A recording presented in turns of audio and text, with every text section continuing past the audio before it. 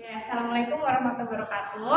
Sekarang kita akan belajar mengenai bagaimana cara menggambar diagram pencar. Nah, terlebih dahulu sebelum kita masuk ke diagram pencar, pasti kita harus tahu dulu namanya variabel. Apa itu variabel?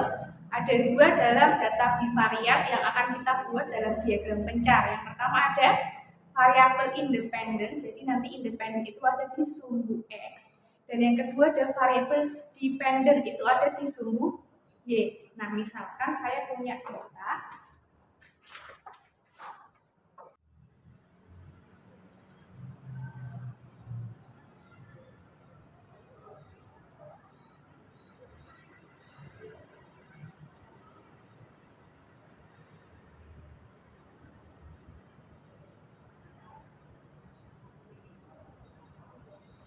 Nah, misalnya di sini saya sudah punya dua data nih, ada data X sama data Y. Pasti kita udah tahu kan, variabel independennya itu berarti ya X dan dependennya ya Y. Terus cara menggambarnya, cara yang menggambar, cara pertamanya kita buat sumbu X dan juga sumbu Y-nya.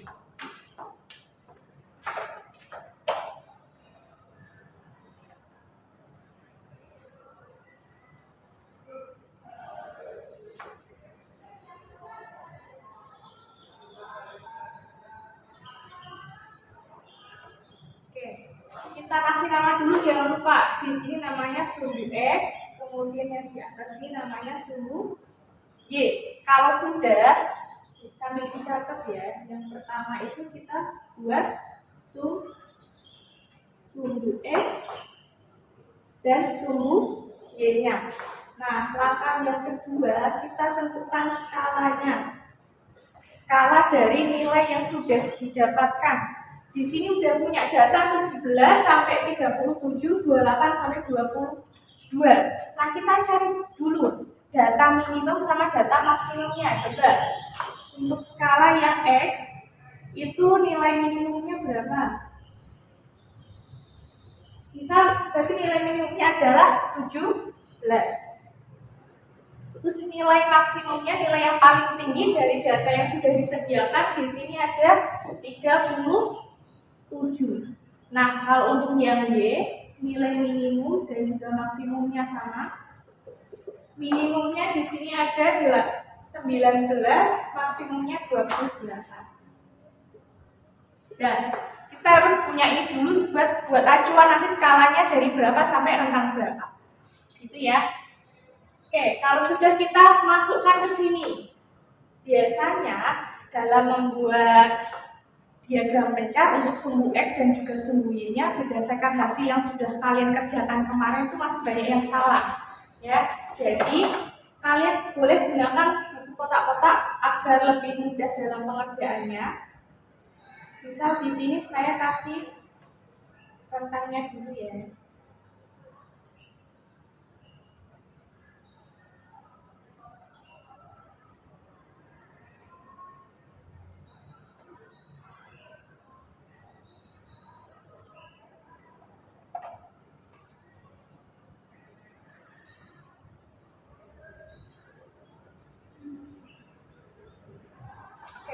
Di sini saya udah punya itu perbandingannya 1:1. Misalnya dalam kotak kalian kan di sini kotaknya kan 1 cm sama 1 cm, berarti itu artinya perbandingannya 1:1.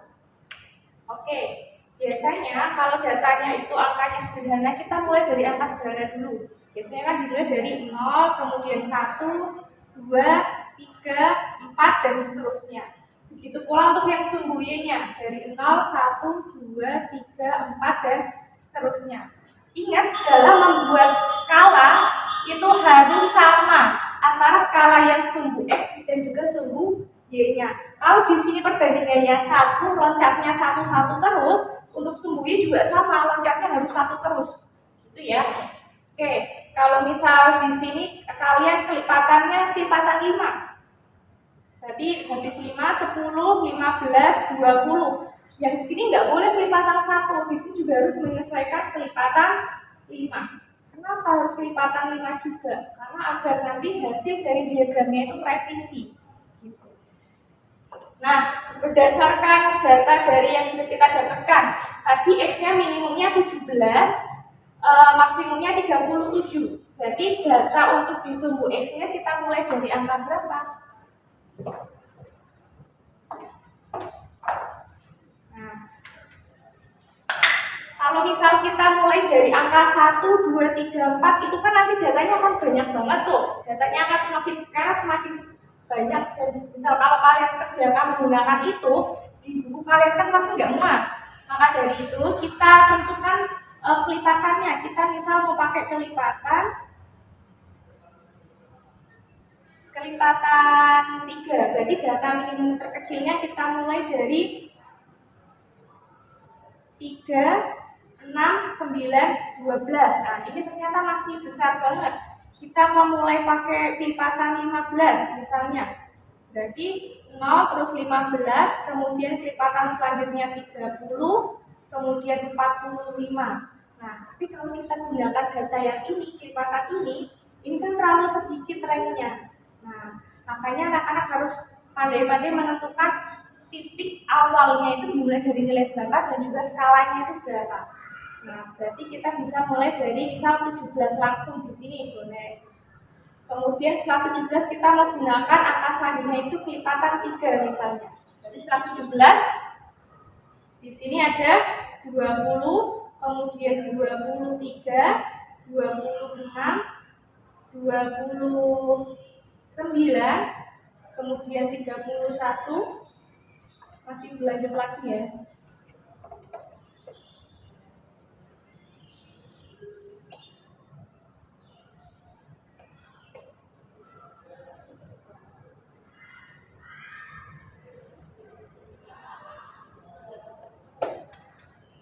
31, 33, 36. Kemudian karena batas maksimal 37 kita tambah lagi di sini 39. Berarti ini untuk yang sumbu X-nya. Nah, tapi masalahnya dari 0 sampai ke 17 itu range-nya segini. Panjang datanya, panjang di sumbu X-nya ini. Kita ibaratkan di sini ada dia 10 cm, panjangnya di sini 10 cm.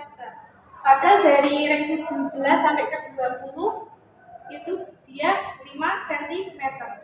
Kalau misal kalian lagi aja, apakah mungkin dari 0 sampai 17 range-nya 10, padahal dari 17 sampai 20 range-nya 5 cm? Itu nggak mungkin. Maka dari itu dalam membuat grafiknya kita kasih di sini namanya garis zigzag atau bisa dinamakan ini namanya garis diskontinu. Garis diskontinu. Maksud dari garis diskontinu itu adalah titiknya tuh meloncat dari 0 tiba-tiba masuk ke 17. Tapi kan kelipatan selanjutnya akan tetap sama. Kelipatannya adalah plus 3 tambah 3 tambah 3 tambah 3.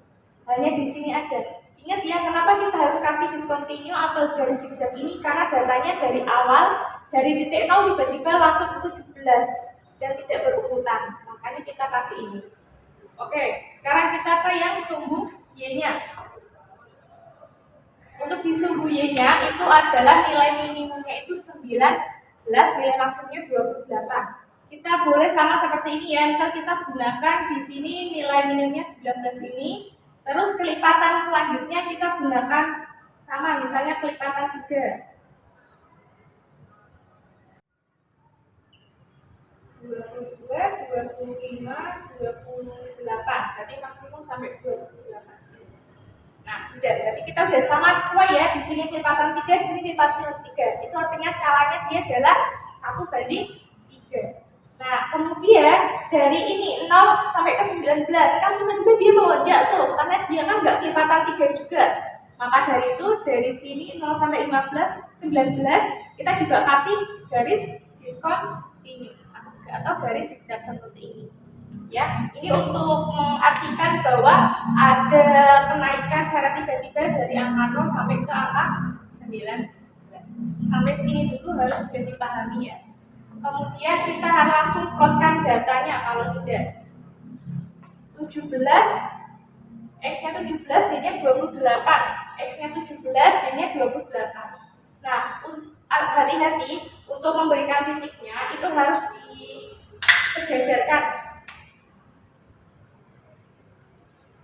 17 ada di sini ya, 28 di sini. Nah, berarti kurang lebih di sini. Karena kemarin anak-anak masih banyak yang keliru, ada 17-nya di sini tapi datanya kanannya sedikit. Nah, itu kurang pas. Jadi harus diperhatikan dalam ngasih titik atau pencarinya. Kemudian 21 sama 19.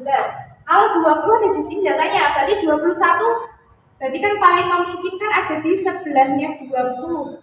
Nah, geser ke kanan sedikit satu langkah kira-kira. 21 di sini ya, kemudian 19 ada di sini. Nah, ini berarti nilainya 21,19. Kalau ini X-nya tadi 20,28. Kemudian X24, Y-nya 20. Nah, X24, padahal kita punyanya 23, berarti 24 itu sampingnya persis. 24, 20. Nah, berarti dekatan sini. 19 kan di sini, berarti 20 naik sedikit. Sudah 24,2 dan seterusnya. Paham ya dalam membuat diagram pencak. Selanjutnya kita akan belajar bagaimana menganalisis dari diagram pencak yang sudah kita peroleh. Dalam menganalisis kita, yang pertama kita harus melewat dulu.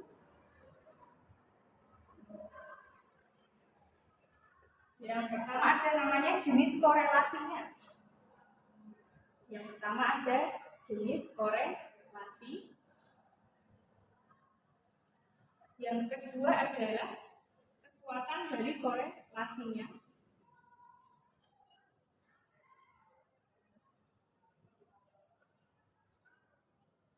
Nah, yang ketiga adalah bentuk dari data, bentuk tren data atau bentuk dari korelasinya.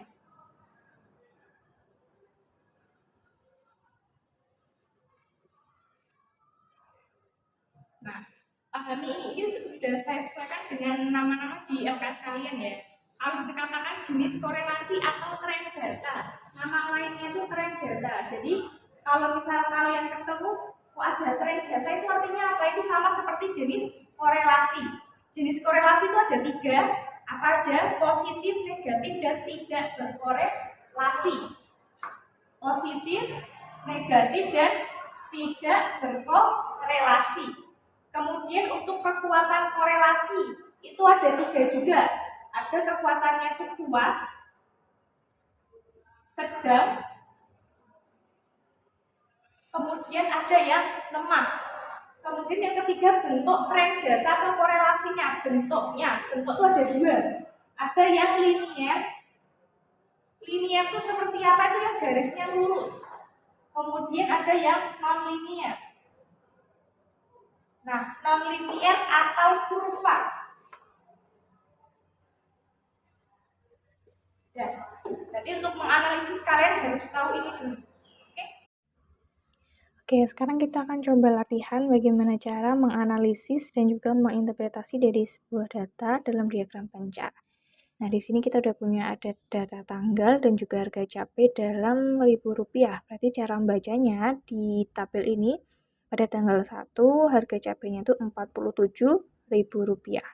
Pada tanggal 5 harga capainya Rp45.000. Gitu ya. Jadi langkah yang pertama kita tentukan dulu mana yang independen dan juga dependennya. Ingat, independen itu nanti ada di sumbu yang X. Sumbu X itu yang ini, yang lurus mendatar. Itu nanti di sini sumbu X. Kemudian untuk sumbu Y di sini. Nah, ini yang X ini untuk independennya, sedangkan yang Y untuk dependennya. Ingat, independen itu adalah variabel yang bisa kita lihat, yang bisa kita tentukan, dan yang bisa kita amati. Jadi kalau variabel itu adalah variabel yang bergerak, di mana kita tidak bisa memprediksinya, di luar kontrol dari kita sebagai pengamat atau peneliti, itu namanya dependent, atau yang di sumbu Y-nya. Maka dari itu untuk tanggal dan harga capai, yang bisa kita tentukan dari awal itu adalah tanggalnya. Kenapa? Karena harga capai itu kan akan berubah-ubah sesuai dengan faktor-faktor yang mempengaruhinya gitu. Jadi untuk tanggal udah kita tentukan untuk variabel independennya atau ini sebagai X-nya, kemudian nanti harga cabai sebagai Y-nya. Ya. Yang kedua kita buat skalanya. Untuk buat skala kita harus tahu dulu nilai minimum dan juga maksimumnya. Di sini nilai minimumnya 1, maksimumnya ada 30. Kalau harga cabai minimumnya berarti dia 25, maksimumnya ada 47. Kita ke X dulu. Nah, di sini kita buat skalanya. Dia dari 1 sampai 30 nih, kira-kira skala yang pas dan juga nanti ketika dibuat diagram tuh nggak terlalu jauh, nggak terlalu ke kanan sampai ngabisin buku gitu kan. Kita membuatnya berarti skalanya 5, berarti 0, 5, 10, dan seterusnya. Oke, ingat ini kenapa tak kosongi dulu, karena kita bisa tahu nanti butuh garis discontinue atau garis zigzag atau enggak. Oh, ternyata di X-nya nggak usah, nggak perlu kan. Berarti kita mulai nolnya di sini. Ini tak coba gabungin aja. Nah, berarti 0 di sini. Kamu kalau misal mau buat angka awalnya di sini sebagai 5, berarti kan ini selisih 2 kotak. Berarti di sini angka selanjutnya juga selisih 2 kotak, selisih 2 kotak. Jadi biar nanti gambarnya itu presisi. Kalau di sini mau selisihnya 1 kotak boleh, berarti nanti di Y juga 1 kotak. Itu ya. Berarti ini 0, 5, 10, 15, 20, 25, 30. Mau lanjut sampai 35 nggak apa-apa. Jadi maksimal pokoknya di 30 harus ada. Ini kan data X-nya maksimal 30. Ya, ini untuk sumbu X-nya. Jangan lupa dibiasakan dikasih nama. X itu apa? Artinya itu tanggal. Oh, berarti 0 sampai ke 35 itu maksud tanggalnya, gitu ya. Dari sumbu X ini, berarti 5 itu tanggal 5, tanggal 10, tanggal 15, dan seterusnya, gitu. Oke, kemudian untuk yang Y-nya itu kan dari minimal 25, maksimalnya 47. Kita tentukan mau buat skalanya itu kan harus sama.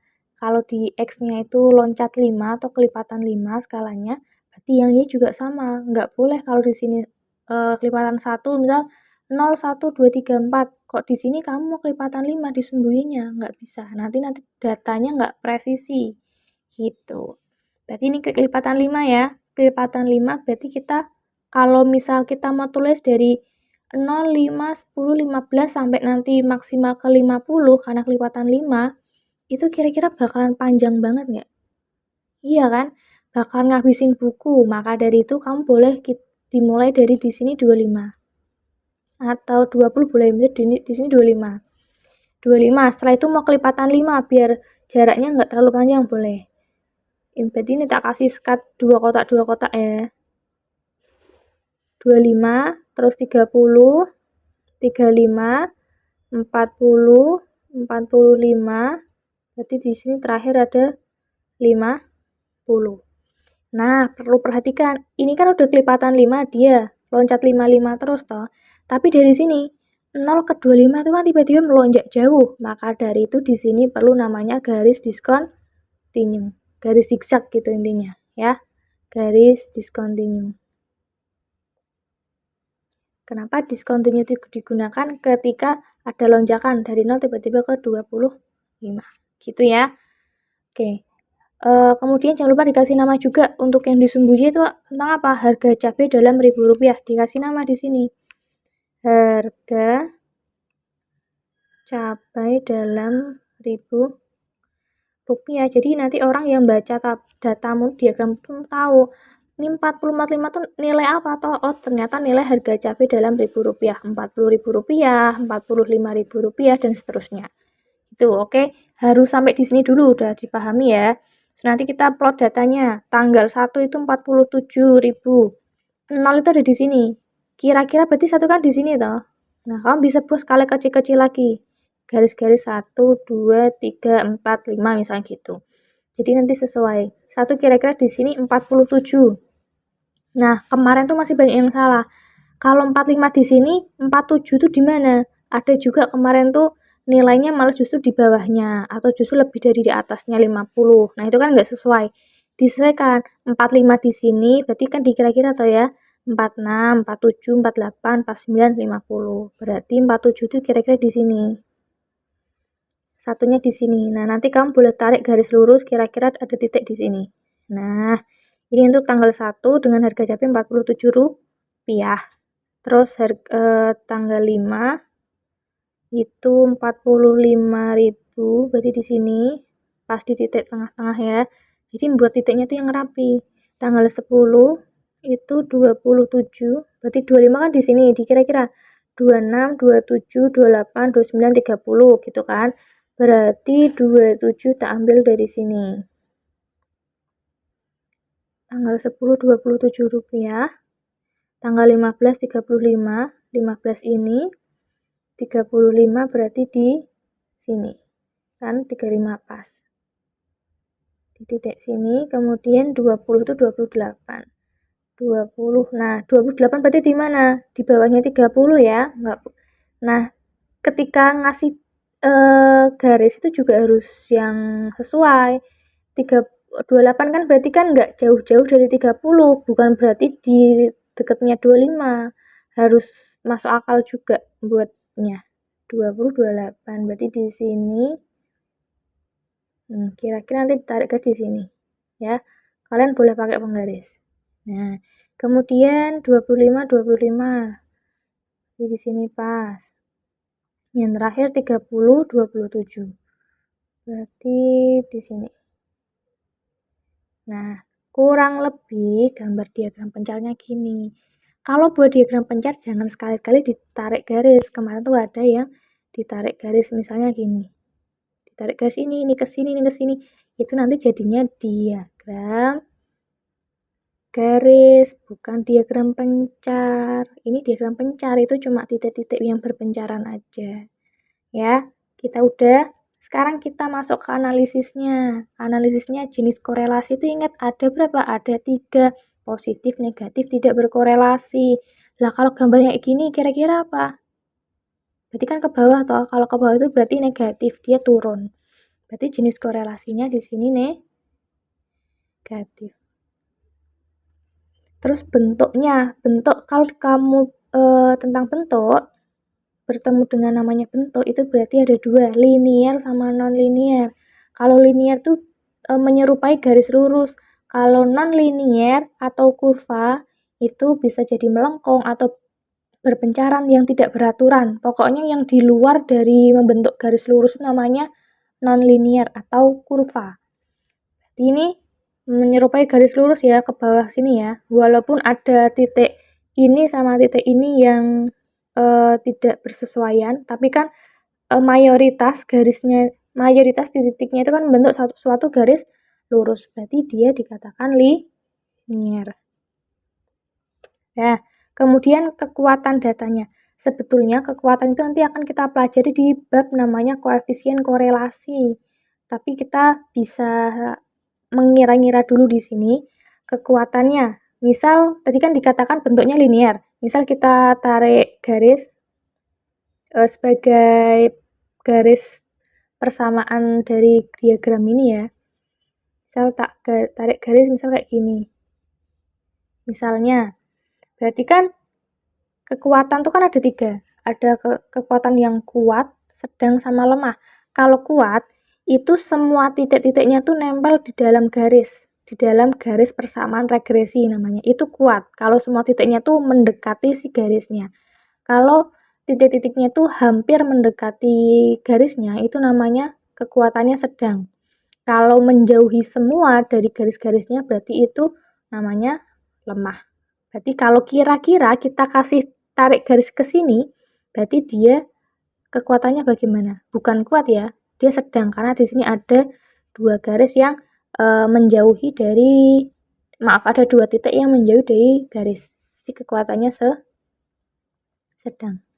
Nah, untuk analisis biasanya kalian cukup pakai 2 ini udah cukup.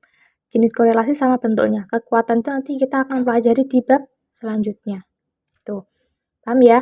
Nah, ini kan sebagai contoh aja saya tarik garis untuk mengecek gimana sih kekuatannya. Tapi kalau ditanya diagram pencarnya, ya udah kalian cukup sampai diagramnya, nggak perlu ditarik garis, itu tidak perlu. Ya, ingat ya. Nanti takutnya kalau tarik garis malah dianggapnya itu diagram garis. Misal tarik garis dari titik ini ke sini, tarik garis ke sini lagi, ke sini, sini, sini. Nah, itu nanti jadinya bukan diagram pencar. Ini saya tekankan lagi, Garis linier yang saya buat ini sebagai acuan garis regresi untuk menentukan kekuatannya. Gitu ya. Kalau ditanya diagram pencarnya, cukup gambar sumbu X sama sumbu Y, dikasih nama, kasih skalanya, kemudian kasih titik-titiknya. Sudah. Kemudian kita belajar interpretasinya, berarti untuk mengkomunikasikan datanya. Kalau menginterpretasikan, itu sekali lagi dicek gambarnya.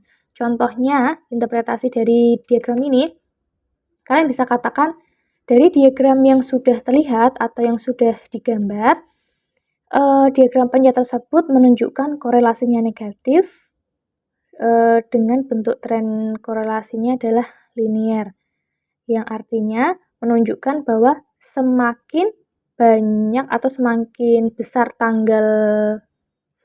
tanggal-tanggalnya, maka semakin menurun harga cabainya. Gitu ya. Berarti ulangi lagi, dari diagram pencar ini ditunjukkan bahwa ternyata diagram itu memiliki korelasi yang negatif antara tanggal dan juga harga cabai dalam ribu rupiah.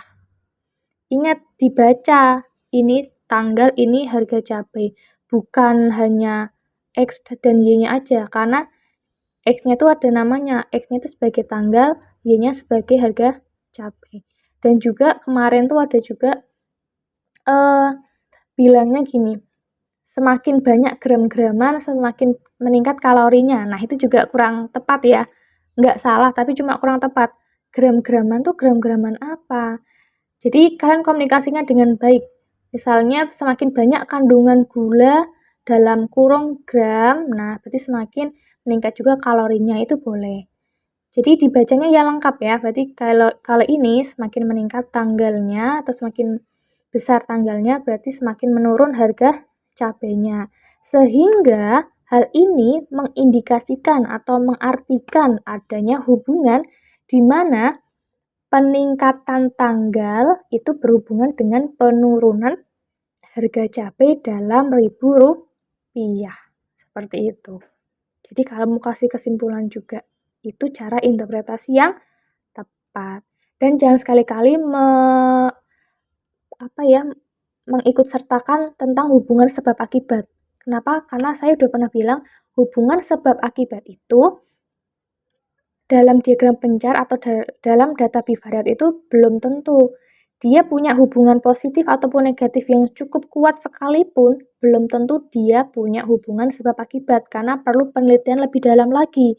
Karena masih banyak faktor-faktor lain yang akan mempengaruhi bagaimana si data tersebut. Jadi, kalau kalian diinterpretasi itu mengikut sertakan tentang hubungan sebab akibat, itu malah justru kurang tepat. Gitu ya. Oke, terima kasih. Semoga bisa dipahami.